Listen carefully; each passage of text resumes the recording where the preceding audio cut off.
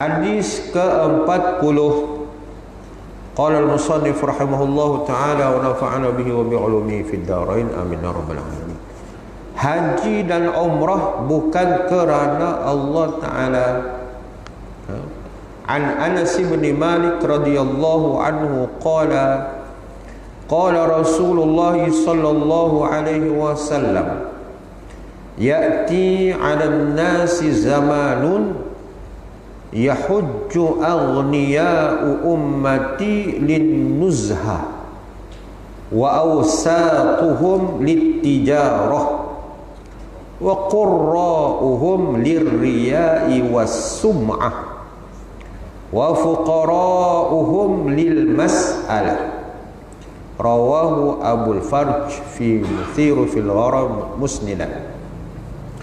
Daripada Anas bin Malik radhiyallahu anhu, ia berkata, telah bersabda Rasulullah sallallahu alaihi wasallam, akan datang ke atas manusia suatu zaman di mana ketika itu orang kaya mengerjakan ibadat haji untuk berhibur sahaja.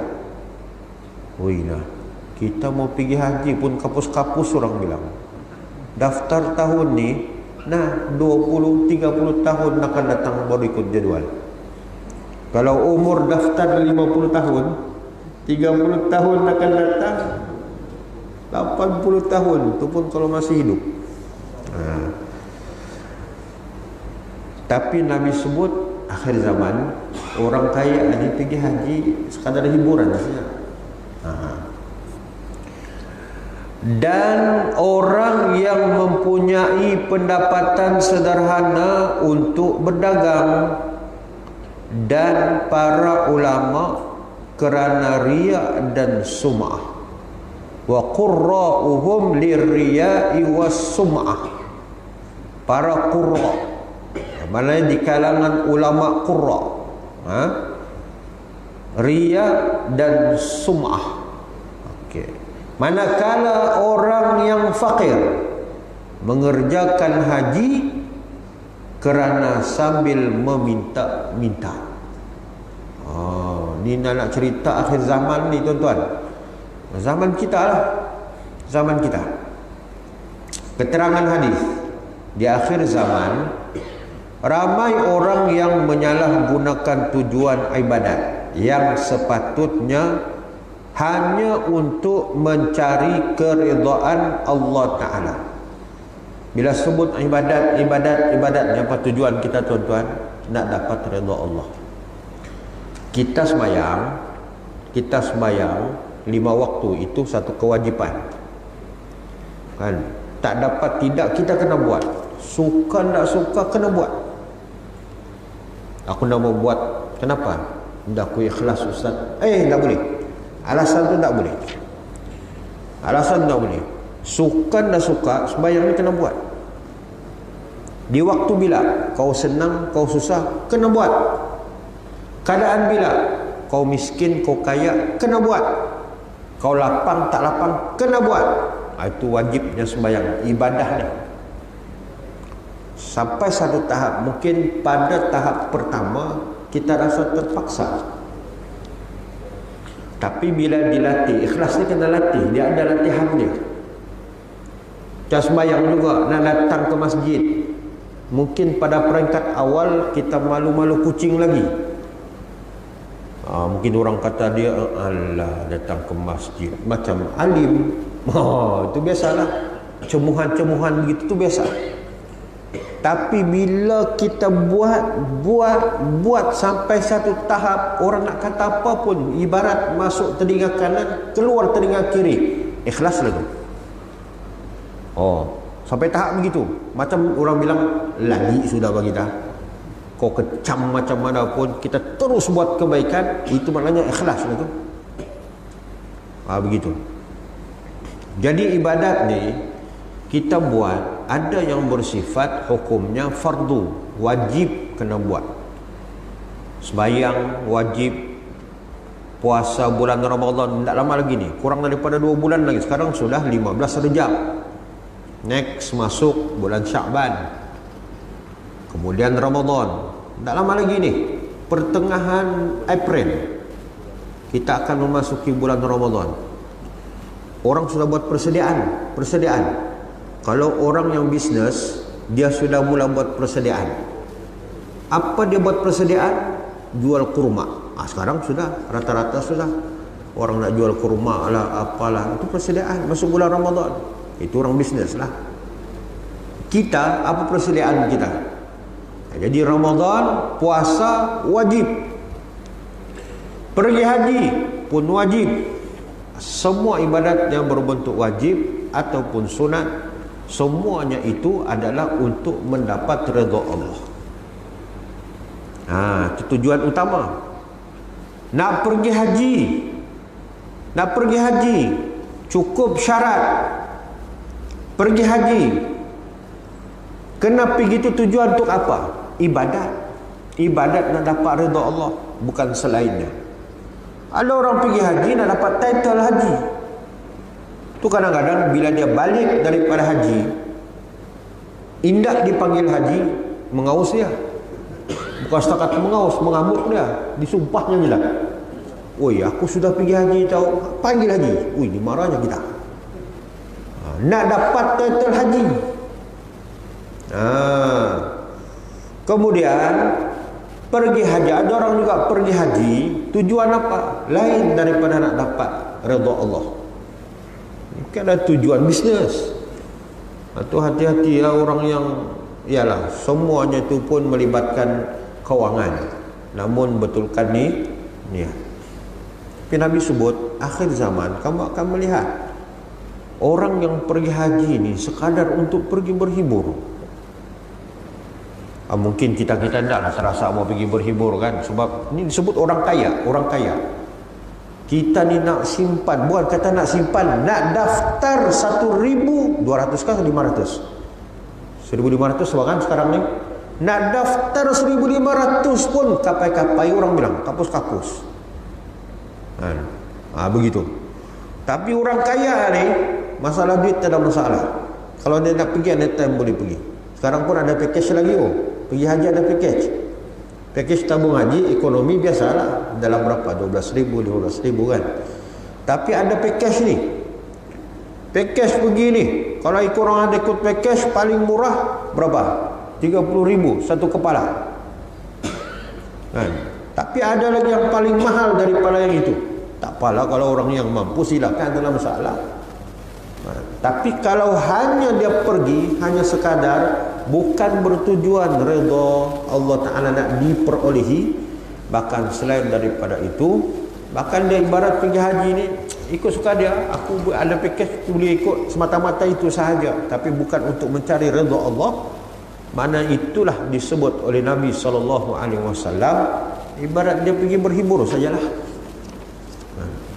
Itu kadang-kadang bila sampai di tanah suci, duduk di hotel, berat kaki mau keluar melangkah 5 waktu nak pergi turun Masjidil Haram. Berat kaki. Orang bilang kalau di sana tu rugi, sangat-sangat rugi kalau kau pergi lagi sembahyang ataupun sembahyang di bilik hotel, sangat-sangat rugi. Kan? Ganjaran besar orang salat di mana? Masjidil Haram, Masjid Nabawi. Orang pergi sana tempoh tak lama, 40 hari. Kan? Orang pergi umrah contohnya, tempoh tak lama, 13 hari, 14 hari, tolaklah waktu jalan, waktu kembali. Jadi dalam tempoh itulah ambil peluang, jangan ada satu waktu pun miss untuk tidak solat berjamaah di Masjidil Haram ataupun Masjid Nabawi. Tapi kadang-kadang orang pergi kan, kalau duduk di maktabah itu, kata maktab tu duduk sana lah, tak mau dah susah payah pergi Masjidil Haram, tak mau dah, rugi tuan-tuan. Itulah tabung haji. Bila kata nak pergi haji, para jemaah haji ni diberikan, orang kata, input ilmu berkaitan dengan fardu haji. Jangan sampai orang pergi jahil, pergi tu tak tahu apa. Itu kadang-kadang pergi dalam keadaan jahil, bila kembali dia tak rasa dah nak pergi mana. pergi masjid berjemaah, pergi haji dah, tapi dia tak rasa mau pergi solat berjemaah di masjid-masjid bila balik. Yang lagi dahsyat, ada pahaman dia kata tak payahlah aku pergi, sebab dia bilang banyak sudah kumpul pahala sana di Mekah. Dia bilang solat jemaah di sana cukuplah, dia bilang. Oh, dia kira begitu pula.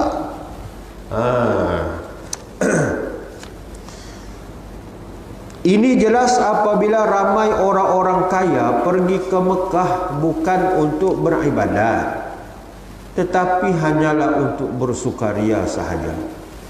Mungkin ada orang yang pergi ke Mekah setiap tahun, tetapi jiwa mereka tetap tidak berubah untuk menjadi hamba Allah yang soleh. Ada tuan-tuan, beri peluang setiap tahun pergi. Apa yang kita harapkan bila orang pergi haji ni, atau kita yang pergi mengerjakan haji? Apa ganjaran yang paling besar? Haji apa? Haji mabrur. Inilah yang kita mau, ini yang kita lakukan. Dan diberitahu haji mabrur ni apa ciri-cirinya. Jangan ditengok masa di Mekah, kan? Jangan ditengok masa Mekah. Nak tahu dia haji mabrur tak mabrur bila dia kembali. Kalau sebelum dia pergi memang sudah soleh, dia sudah orang baik. Kembali daripada haji bertambah kebaikan dia, mana dikurniakan dia haji mabrur. Mungkin sebelum dia pergi, jemaah di masjid solat ni hanya 2 waktu saja, maghrib isya. Tapi bila dia kembali balik daripada Mekah, 5 waktu komplit haji mabrur. Mungkin sebelum pergi Mekah sifatnya apa dia? Kedekut, bakhil. Orang Sabah bilang luki, kan? Lagi dahsyat kedekut hidung masin. Itu Sulawesi Utara, Pening apa semua tu lah dia sebut kedekut hidung masin gitu. Kan? Itulah dahsyatlah kebakhilannya tu. Tapi bila dia balik dari Mekah, subhanallah, jadi seorang yang pemurah. Dia mabrur lah tu. Sebelum pergi Mekah, payah dia nak tutup aurat. Payah tuan-tuan. Seluar pendek ni menjadi seluar, mana-mana pun dia pergi. Pergi tamu pakai seluar pendek, pergi berjalan pakai seluar pendek. Itu kegemaran dia. Allah jemput dia menjadi tetamunya. Bila balik, Masya Allah, berubah. Haji mabrur. Kan? Tapi kalau kau dijemput, kalau kata pergi haji, sebelum tu memang teruk, balik tu lagi teruk. Itu nak tahu lah haji apa dia bagi. Haji Marlboro. Itu susah. Itu payah. Itu ni tengok. Akhir zaman begitu orang. Tu kita ni tuan-tuan, tanam dalam hati kita, kita nak pergi haji, tapi dalam keadaan kita berilmu, dalam keadaan kita tahu Allah nak jemput kita ni tuan-tuan. Bila tetamu haji ni, sebut haji ni tetamu Allah. Kadang-kadang pada fikiran kita ada orang jadi tetamu Allah ni, dia tak pernah daftar pun haji, tak pernah. Nak kata ikon dalam tamu haji pun tiada. Tapi bila Allah Ta'ala jemput pelbagai cara dia boleh datang. Ataupun dengan cara sesuatu dia datang. Maka ketika itulah kita menjadi tetamu Allah ni, apa persediaan kita?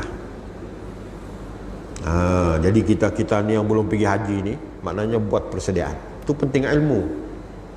Ilmu tuan-tuan. Mungkin ada orang yang pergi ke Mekah setiap tahun, tetapi jiwa mereka tetap tidak berubah untuk menjadi hamba Allah yang soleh. Manakala orang yang berpendapatan sederhana pula pergi ke Mekah sambil berdagang dan mencari keuntungan. Ada pula pergi haji itu bisnes saja semata-mata, kan? Dengan pergi haji dia kata ada bisnes, berdagang. Ini salah lah. Siapa-siapa buat package umrah apa semua tu tuan-tuan, satu yes boleh pergi haji, boleh pergi umrah, Tapi dalam masa yang sama jangan sampai disebut oleh Nabi ini. Mana tujuan semata-mata untuk mencari keuntungan ataupun berdagang. Itulah siapa-siapa yang mengurus kerja-kerja umrah, pergi buat package apa semua ni, tuan-tuan, kena banyak bertolak ansur. Itu untung tetap untung. Memanglah orang berniaga mesti ada untung. Kalau tiada untung itu bukan berniaga. Itu kerja-kerja NGO, kebajikan. Begitu. Namun banyak perkara yang kena bertolak ansur. Mungkin sikit untung tapi boleh bawa orang ke Mekah, tak apa, besar pahala dia. Jangan sampai yang disebut di sini dia kata orang yang berpendapatan sederhana pergi Mekah ni tuan-tuan, itulah kata bukan tujuan apa tapi tujuan berdagang. Bukan tujuan nak cari ibadah ataupun menambahkan ibadah. Itu bukan sebagai ibadah dia. Dan para ulama pula pergi ke Mekah untuk dikatakan sudah sekian kali ia pergi ke sana, dan tidak ketinggalan pula orang yang fakir pergi ke Mekah tetapi dengan niat untuk berminta-minta. Nak beritahu apa dia? Nak beritahu pergi Mekah ni apa niat kita? Apa niat kita? Tapi kita ni kena meletakkan juga lah yang belum pergi tu kena ada niat nak pergi. Kena letak. Tapi dengan niat yang jelas. Dalam hal yang seperti ini, Abdullah bin Mas'ud pernah berkata, di akhir zaman nanti ramai orang kaya yang pergi ke Mekah tanpa suatu sebab, iaitu tujuan syar'i. Sampai tahap begitu. Pergi Mekah ni, biar kita tanya, buat apa pergi Mekah? Saja-saja. Sampai tahap begitu orang kaya ni. Orang kaya tuan-tuan. Sebut orang kaya ni, orang bilang, tak risau apa sudahlah. Kau bawa makan apa? Tak payah pergi buat beratur nak. Order je. Kan? Datang. Tak payah order Food Panda ke Grab, tak payah. Beritahu je pembantu, mau makan malam ni lobster. Contoh begitu. Datang. Orang kaya. Tak pergi mana, melancong mana, ikut dia. Hatta kalau dia pergi Mekah pun, sampai orang tanya, buat apa nak pergi Mekah? Saja-saja. Sampai tahap begitu. Perjalanan mereka ke sana menjadi mudah sekali dan rezeki pun melimpah ruah. Malamnya mereka kembali dari Mekah dengan tangan kosong. Tak ada apa-apa. Pergi Mekah, balik, perangai sebelum pergi Mekah sama dengan bila dia sudah balik. Tak ada apa. Itulah tuan-tuan, bila kita sebut hanya mabrur ni, inilah yang kita nak nikmati. Pergi, bila balik, tengok kesan dia. Tidak ada pahala atau ganjaran yang mereka dapatkan. Orang ini memacu kenderaannya antara padang pasir, bermaksud bersusah payah dalam perjalanan dan mengeluarkan biaya yang banyak, sedangkan tetangganya yang tinggal di sebelah rumahnya mengikat perut menahan lapar. Ia tidak mempedulikan mereka dan tidak membantunya. Orang pergi haji ni tuan-tuan, haji yang wajibnya berapa kali? Sekali je tuan-tuan. Yang fardunya sekali je seumur hidup. Itu yang wajibnya. Adapun dapat peluang nak pergi, itu kira bonus lah. Tapi kalaulah contohnya kita dapat peluang kali yang kedua, tuan-tuan relakah melepaskan peluang itu bagi peluang orang lain? Kalau rela, itu lebih baik. Itu lebih baik bagi peluang orang lain. Kita sudah pergi, selesai tanggungjawab kita. Kalau umrah, ikut tiap bulan apa? Umrah itu hikmah kan? Umrah dengan haji. Haji ni hukum sekali je dalam hidup kita, melepasi syarat dan sebagainya. Umrah ni tuan-tuan nak buat banyak kali tidak masalah. Jadi orang yang berduit baik pergi umrah banyak kali. Walaupun kau berduit, nak pergi haji banyak kali, kesian orang yang tak pergi lagi ni. Kalau kita dapat peluang, cuba bagi peluang pada orang lain. Kan? Ahli keluarga kita yang lain kah? Mungkin kena tabung haji. Wallah alam lah kalau boleh lah. Kalau boleh. Saya dapat peluang ni. Tapi saya sudah pergi. Bolehkah saya nak bagi peluang kepada keluarga kita yang lain? Dia bilang boleh. Bagi.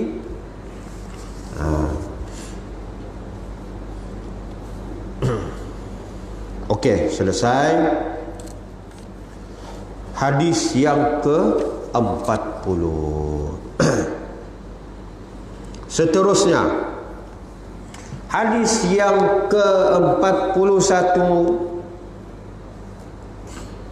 Ekonomi meningkat, perempuan bekerja, dan kemudahan alat tulis menulis. An Abdullah bin Mas'ud radhiyallahu anhu anin Nabi sallallahu alaihi wasallam qala inna baina yaday as-sa'ati taslimal khassah wa fushu wat tijarah hatta tu'inal mar'atu zawjaha 'ala tijarah wa qat'al arham wa shahadataz zur wa kitman syahadatil haqq wa zuhural qalam. Rawahu Ahmad fil Musnad.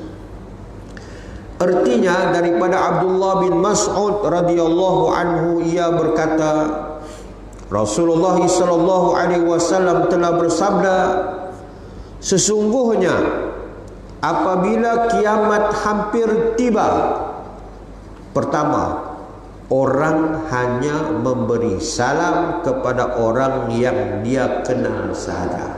Tengok tanda-tanda kiamat ni.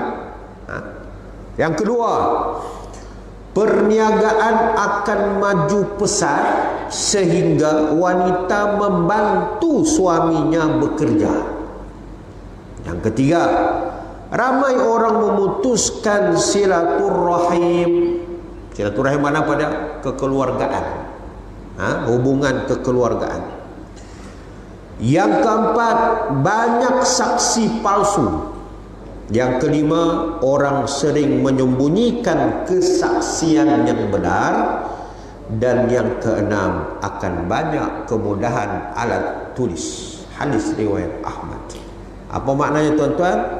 Di akhir zaman, orang hanya akan memberi salam kepada sahabat yang telah ia kenali sahaja, bukan seperti yang dikehendaki dalam agama supaya kita mengucapkan salam kepada semua orang Islam.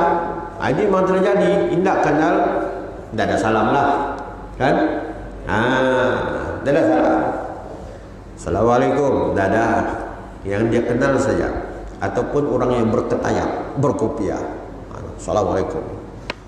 Kalau dia berkopiah apa semua ni, dia dah. Cuma problem kita ni, kadang-kadang kita di Sabah ni, kadang muka nampak macam orang Islam kan, tapi bukan Islam. Kan? Nampak muka macam Cina, tapi Islam. Matanya sepet, kulitnya putih, macam orang Cina, orang dusun lupa semua tu kan. Tapi Islam. Kita pun confused kan. Macam mana pendekatan kita? Tuan-tuan, tidak salah kita bagi salam kalau kita dah tahu. Tapi kalau terang-terang dia tu memang orang bukan Islam, memang kita pun kenal, jangan kau pergi buang tebiat bagi salam pula. Kan? Masalah kita tak kenal kan? Bagi salamnya. Masuk dalam lift contohnya. Kan? Dalam lift contohnya, kita pun dah tahu yang mana Islam, kita bagi salam. Assalamualaikum. Tak ada masalah. Akhir zaman ni kadang-kadang salam itu bukan menjadi satu yang kita bagi salam ni bagi orang yang kita kenal saja. Sedangkan dalam sunnahnya Nabi tuan-tuan sebut apa? Sebarkan salam. Sebarkan salam. Ini adalah syiar kita. Orang putih syiarnya apa dia? Good morning, good afternoon. Itu syiarnya. Jangan pula sesama kita Islam ni good morning bos. Kan? Syiar kita salam. Assalamualaikum. Itu syiar kita. Jumpa bos muslim, bagi salam dulu. Assalamualaikum. Barulah tak orang cakap apa pun. Ini syiar kita. Jadi bagi salam. Bahkan dalam bab salam ni kan, yang mana lebih afdal? Memberi salam atau menjawab salam? Memberi salam, betul. Apa hukum orang memberi salam, menjawab salam? Hukum memberi salam, hukumnya apa? Hukum memberi salam, hukum apa? Sunnah. Menjawab salam wajib. Sepatutnya yang afdalnya menjawab sebab hukumnya wajib. Sepatutnya begitu. Tetapi dalam bab salam, afdalnya memberi salam berbanding menjawab salam. Tapi menjawab salam itu wajib. Bila ada orang bagi salam, Assalamualaikum, kita kena jawab. Wajib. Tetapi dalam perkara salam, seafdal-afdalnya orang yang memberi salam. Ini syiar kita tuan-tuan, syiar kita. Orang telefon, sebelum cakap apa-apa, bagi salam dulu. Orang bilang siapa duluan, itu lebih baik dan pahalanya lebih. Dengan budak kecil pun sama juga.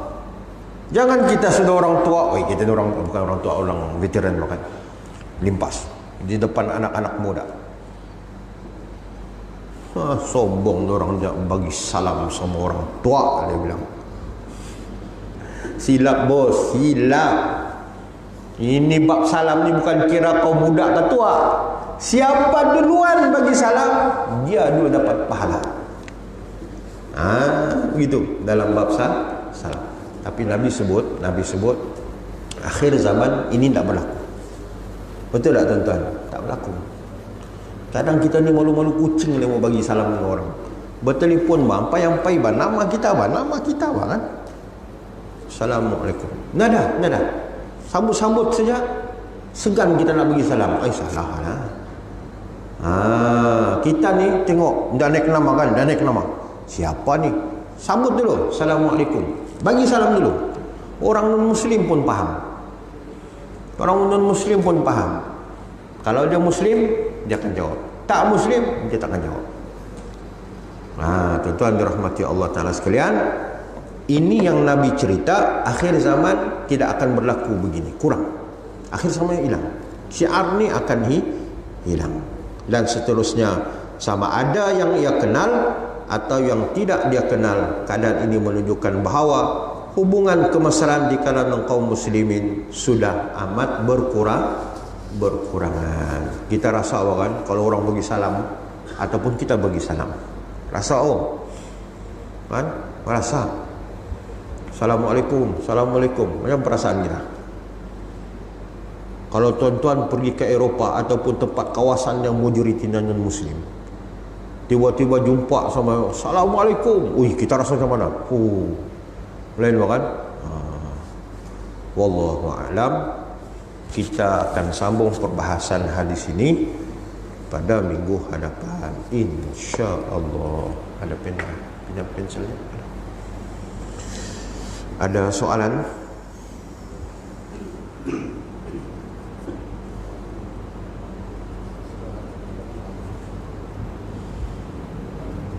Soalan ditutup. Ya,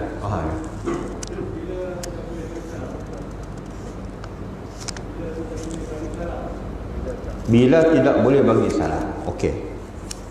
Hukum memberi salam hukumnya sunat. Ada beberapa keadaan yang sunat itu dan bila jawab tu hukumnya wajib. Okey. Bila masa terangkatnya hukum wajib itu ada dalam beberapa keadaan. Satu, contoh dalam hadis begini, hadis ilmu, orang datang. Ketika itu orang bagi salam, Assalamualaikum. Dia bawa soalan. Tapi kita ketika itu ada majlis ilmu, tak wajib kita menjawab salam. Yang kedua, ulama sebut kata apa? Ketika mana makan, tak disunatkan kita memberi salam kepada orang yang setengah makan. Dan kalau dia bagi salam juga, tuan-tuan, tak wajib kita jawab. Sebab kita ada satu kaedahnya, kita telah disibukkan dengan perkara yang lain. Jadi ketika itu tak wajib kita jawab salam. Haram memberi salam ketika orang dalam tandas. Assalamualaikum, siapa ini? Itu tak boleh. Sudahlah haram memberi salam, si kawan di dalam tu pula jawab Waalaikumsalam, aku begini. Itu tak boleh lah kan. Itu tak boleh. Dan ada beberapa lagi keadaan lah. Memberi salam ketika mana di dalam orang sedang sembahyang, tak boleh. Kita tak wajib jawab. Salam imam, Assalamualaikum warahmatullah, ketika itu bukan juga menjadi kewajipan kita untuk menjawab. Pergi lintas kubur, sunat kita memberi salam, tapi tidak ada dijawab. Kalau dijawab, lari kita. Jadi adalah beberapa perkara yang kata disebutkan boleh kita memberi salam dan menjawab salam. Wallahu a'lam. Kalau tiada lagi, insya-Allah kita akan sambung pada minggu hadapan. Auzubillahi minasyaitonirrajim. Bismillahirrahmanirrahim.